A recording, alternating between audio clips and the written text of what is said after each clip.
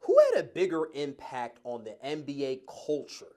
Allen Iverson, who was one of the best basketball players of all time, controversial star, or Stephen Curry?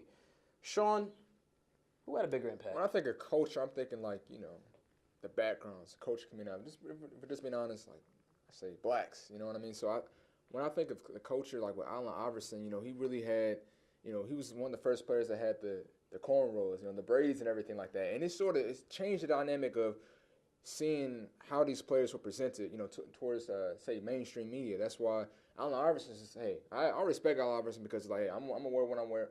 I'm gonna wear what I want to wear, how I want to wear it, when I want to wear it. So he'll have the cornrows, he'll have the hoodie on, the tank top under, with the chains, and it was his style. Now we see a lot of guys, really, dressing up, looking a little preppy, or just, very stylish how they look. Russell Westbrook, Paul George, LeBron James with the, showing the knees and everything. James Harden, facing those socks. It's swag, and I like it. It's changed. So when I think of the culture, that's what I think more is Allen Iverson when I hear the word culture. But as far as impact of the game, I'm going to say Steph Curry because he revolutionized the three-point game, pulling up almost half court and doing it at will. Anytime we see, and that's why everyone says he's the best shooter of all time, anytime we see Steph Curry, shooting from anywhere on the court, even possibly full court, just right before, say the clock expires, we're like, man, holding our breath, they might go in.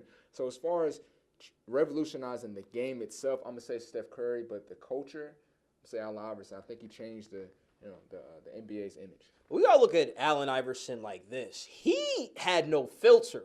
He was the type of guy, he said what he wanted to say anytime, anywhere, to his coaches. He beefed with anybody, which I think that put a negative look on him when we look back at it a little bit. Steph Curry is more of the good guy. You put him on the Wheaties box.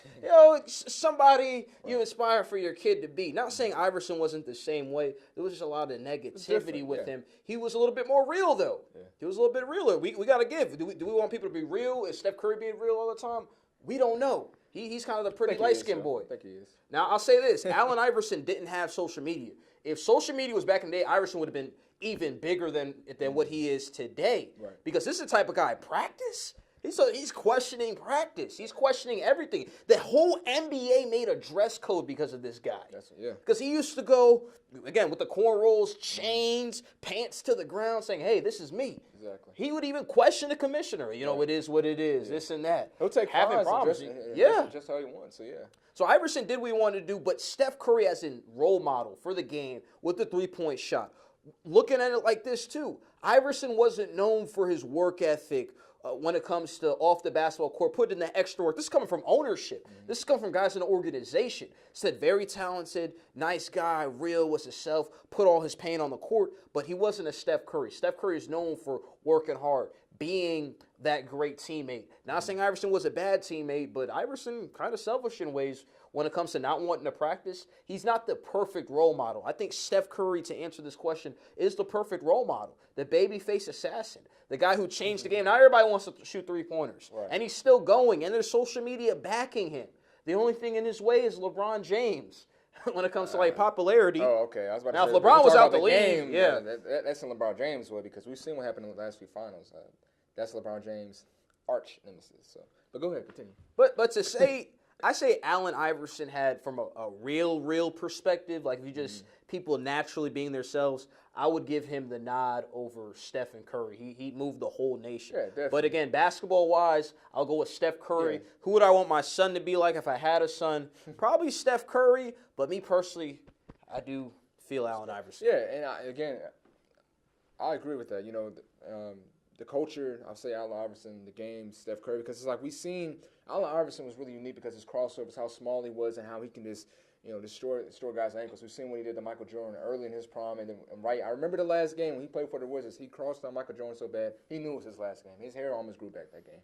So, so Allen Iverson, I mean, he was unique in his own way because of what he can do like 6 feet, 5'11", in his own type of style. But now it's like we see so many guys that can do the crossovers similar towards a Steph Curry, or Allen Iverson and Steph Curry, with the crossovers. Kyrie Irving, he's not the biggest guy, but he's still, taller than Allen Iverson. So what I'm saying is that not necessarily we see a lot more Allen Iversons, but we never really seen a point guard or a shooter, period, who can shoot as well as Steph Curry. So that is true, but I'll say this. Allen Iverson did it with less help. bringing That that is true. Sixers team. That wasn't a big talented team. I know they got Mutombo, but that wasn't like Eric the type of Snow. that wasn't the type of team Right.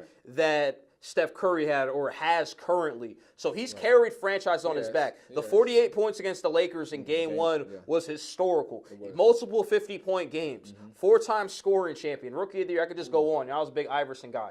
Shooting at just 6 foot tall, shooting in awkward angles to make the basket go in. He took over games. Him going back and forth with the Vince Carters in the playoffs. I just remember that. Not saying Steph Curry couldn't do that. It's just he has a ton of help. So I'll give Iverson that. I But think also, let's not forget now, Jansen. Let's not forget that Steph Curry, early in his career when he was, of course he was successful with Davidson and coming in, and he had his ankle injuries. But let's not act like Steph Curry always had a great team. This start happened a few years ago, and it's really because of Steph Curry. He's the one that ignited this stuff. And credit Steve Kerr and Mark Jackson, the coach before him.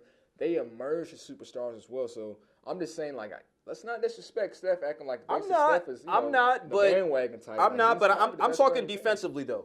Not to cut you off, but I'm talking defensively. Iverson didn't have those wing defenders or rim protector like what Golden State has, Steph Curry has on Golden State. He didn't have a Draymond Green, who's one of the best defenders in the league. Klay Thompson, arguably the best wing Mutombo defender. was okay. No. Yeah, he was, but can he guard the perimeter? No. I don't think Eric Snow or Aaron McKee were on that level.